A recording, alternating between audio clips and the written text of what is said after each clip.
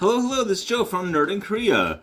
We are doing our MTG keyword breakdown, Outlast versus Ravenous. Okay, so these are both keywords that affect +1/+1 counters. So if you want ideas for +1/+1 counters, look at these for sure.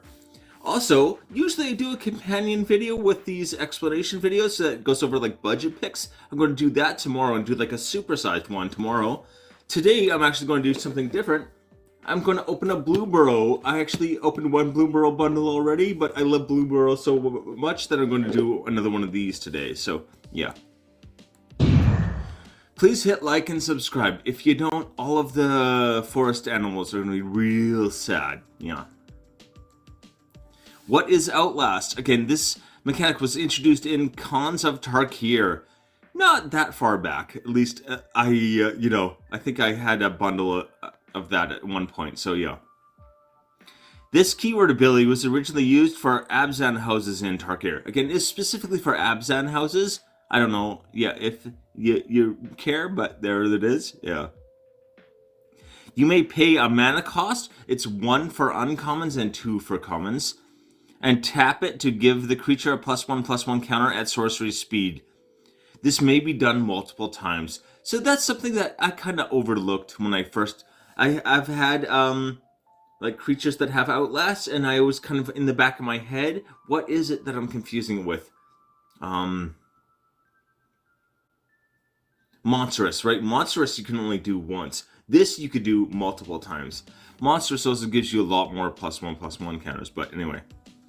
Maybe I should compare it to that now that I'm saying it out loud. What really makes this shine is that it's often paired with Anthem effects for creatures with counters on them. Not always, but usually. You can get some kind of Anthem effect for all your creatures that have +1/+1 counters. If your deck is a +1/+1 counter deck, that should be all of your creatures. So it'll really be useful. Anyway. This ability was not well received. It's actually fairly unpopular. I get that.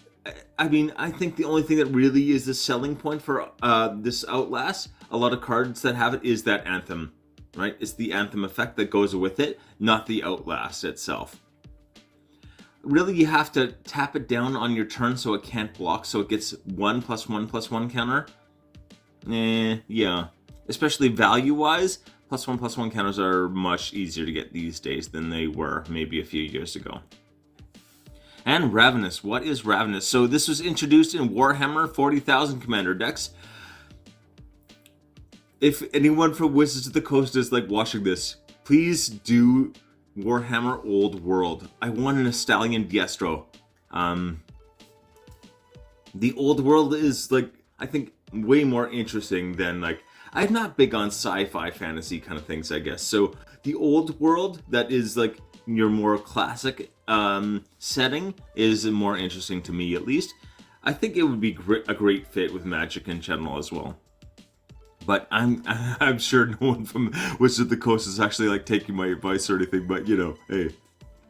This mechanic though, right, we're talking about the mechanic. It has a pretty standard base ability. Pay X to have the creature enter with that many X +1/+1 counters. So they get, if you pay, you know, the base cost and 2x, that gets 2 +1/+1 counters. Pretty standard stuff, right? There's often an additional effect as well. So yeah. Often they'll come in and they'll have an additional effect. Also, if the X cost paid was 5 or higher, you draw a card. That is really good. Especially if you're like sinking a bunch of mana into something. It's probably like one of the only spells you're casting this turn, so if you're getting 1 for 1 there, you're keeping your hand size, that's really not bad at all. Not a cantrip, obviously, because it's going to be really expensive, but it's like the same card draw logic as cantrips, I guess. Anyway, many of these include damage and removal, so they are pretty amazing. These are definitely like a step up from your standard, like, you know, put X +1/+1 counters on this creature thing. This is pretty scary, actually. Which is better? So the mechanics are very similar and very synergistic. So this, like our last video, was on like Morph and Disguise. Or no, it was Morph and Cloak, right? Morph and Cloak, not Disguise. But they're completely synergistic. Like, You can do both, and both are like beneficial. It's not like you got to choose one or the other here. The Outlast creatures, giving anthems to your Ravenous creatures who will be problem solvers with their ETBs. So yeah, this is perfect, right? So the Outlast creature is going to give all the +1/+1 counter creatures all kinds of anthems. Ravenous creatures come in and like problem solve, right? They're going to like do damage. They're going to like remove creatures, remove problems. Just do everything you need it to do. Yeah, if you were looking to build or upgrade a +1/+1 counter deck, look to these first. These should be number one on your list when you're like, what do I do with my +1/+1 counter deck? Actually, I have a +1/+1 counter deck. I should go through it and be like, what do I need from these that I don't have yet? I'm sure there's something. I know I've got the Outlast ones. I'm not sure if I updated with the Ravenous ones, but anyway. The major complaint I have with Outlast is that it is slow and requires creatures not to be able to block to activate. It is very slow. Yeah, that's definitely the major problem right there. 2 downsides are a lot for one keyword. It is. It's having 2 downsides with 1 keyword ability. Like that's a lot. Ravenous just gets the work done up front. It is stronger.